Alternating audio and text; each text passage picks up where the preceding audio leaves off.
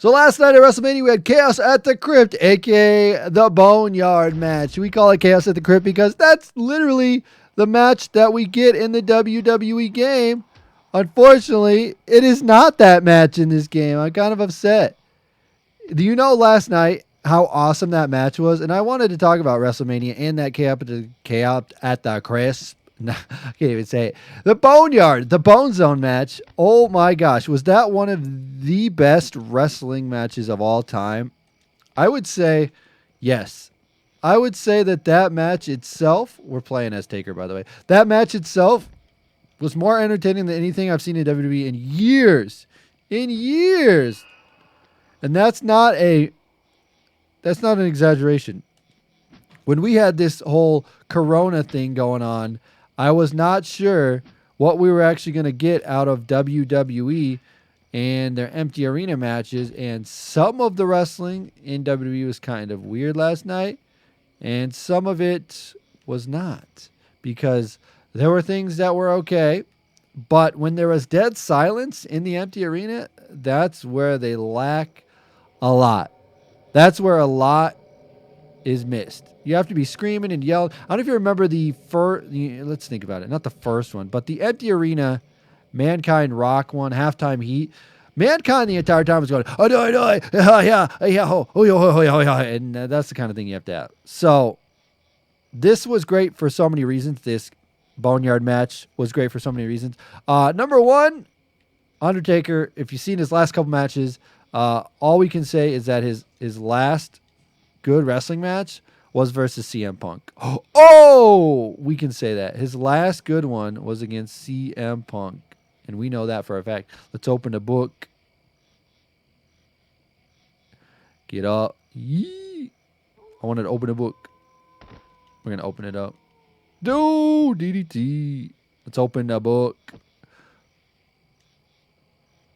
Open it up. Open the book. I forgot how to even open it. I haven't played this match in so long, I don't even know how to open the book. Ow! How does one open a book? Do you have to grab it? Oh, I was about to. I was about to. Don't you dare. Don't you dare open that book on me. Yeah! Yee! The book is open. Yo, I freaking love it, dude. Too bad. Like, when you think of 2K Originals, you would think of something that's cool like this, right? Boom. That was it? Wow. You would think of something that's cool like that. However, we only got one cool thing out of 2K Originals, and I think this is probably the coolest thing out of the 2K Originals. But then there's just all this stuff that you can't do anything with. Okay, anyway, I digress. I want to go back to talk about the WrestleMania stuff because was WrestleMania a great show? Not by a long shot, but it was a good show. It wasn't a great show, but it was a good show. And there was some moments here that were awesome. I liked the Kevin Owens match. I thought that was really great. Him diving off the WrestleMania thing was so cool. And he put out a little Twitter video that was like, yo, guys, watch WrestleMania. Please support the boys. I'm out here working my butt off. We put on great stuff. And they did. They definitely did. They shined. And I will say that the ladder match, the triple threat ladder match, was one of the most fun. It was just funny because someone put a Steve Carell picture from Anchorman when he goes, loud noises. But they actually had him saying ladder noises. And that made me crack up just thinking about that. Anyway, all right. So let's talk about this Boneyard match because that was the most entertaining thing in WWE in a long, long time. And a lot of people are saying, oh, man, this was a straight rip of the Wyatt stuff, the Bray Wyatt compound stuff. And then it was a straight rip of the Matt Hardy stuff and all that. Boys, have you not been paying attention? This was not ripped off of Matt Hardy. This was not ripped off of the Bray Wyatt stuff. This is how Taker's been. This is what Taker does, dude. Taker does this stuff. The Boiler Room Brawl. Watch that thing. That was Undertaker, man. That was Undertaker. You want to know why people are saying that? Yo, it does kind of remind me of the Matt Hardy stuff, the broken stuff. It's because they had Jeremy Borash. Jeremy Borash was a big, huge TNA guy. Oh, no, he's got the pumpkin. Jeremy Borash was a big, huge TNA guy. And he was the one who was like main production behind the the Bray Wyatt broken stuff. And there it is. And for them to be able to have Jeremy Borash now working for WWE, it's just very smart of them because he's got a very good mind for the biz and very good production. If you don't remember, he was in WCW. If you look at, there was a WCW online show they used to do, and he was in charge of it. Anyway, he has a lot of innovations, you know. I don't think JB gets enough credit, but JB's one of the good dudes. I will say this as well. You would see some production stuff that was similar to the Matt Hardy stuff. Yes, they did that in here. The one thing that made this match really, really work, though, to me, that made this match really work was that they took it serious. Like, AJ and Taker were dead set on putting on this serious type thing. Yeah, there were serious, stupid elements with the Druids, and there was a bunch of crazy stuff with, like, fire and all that. But they took this pretty serious. They did some cool stuff. And I'm really glad as well that they didn't have commentary on this, because I'm 100% sure that if they would have added commentary, it would have ruined this. It would have ruined the match. They had some dramatic music, and when Taker came out, he came out to Metallica, Last Ride, yeet, boom. Yeah, so that was cool. And he came out on his bike, and it was just like, it was overall just like a really good thing. And this is something that shows, like, if WWE is creative and they put their mind to it and they actually put in the effort, it pays off. There are so many times where I feel like WWE just has this formula thing that they do, and they're just trying to get by and go, oh, yeah, we're just going to get by doing the same stuff we always do. And I don't think that's the best mindset for them to do, because really, they're WWE, you know? I actually want to get my payback so I can do it. They're WWE. Entertainment is in their name, and when they're entertaining and they put on a lot of work, they're one of the best companies in the world, and they're the most entertaining in the world for a reason.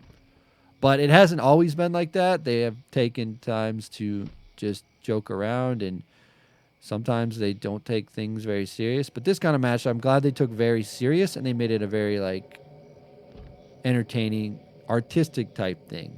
And I see most of social media was saying this was really, really good. Oh, that's a good sign. But yeah, but WWE to a fault sometimes doesn't really try, and they don't need to try, because honestly, there's times where not trying will just give them the same result as trying, which is kind of a hard thing, you know. Pele kick. Do you really want to try when not trying actually gives you the same result? It's very weird. It's very weird. It's very weird. They have these multi-million-dollar TV contracts, this deal with Saudi Arabia, and it's to the point where they're like, we have a lot of money, and people will watch us because we're WWE. And that's one of those things as well, because I know for a fact that people watch WWE just because it's WWE. Because whenever I go to any live events in my area, or any wrestling shows in my area for that matter, it always turns out to be people that are there because WWE's in town. Do my thing. How do I do the thing? The payback. I don't remember how to do a payback. Forgot how to do paybacks. Literally. Ah!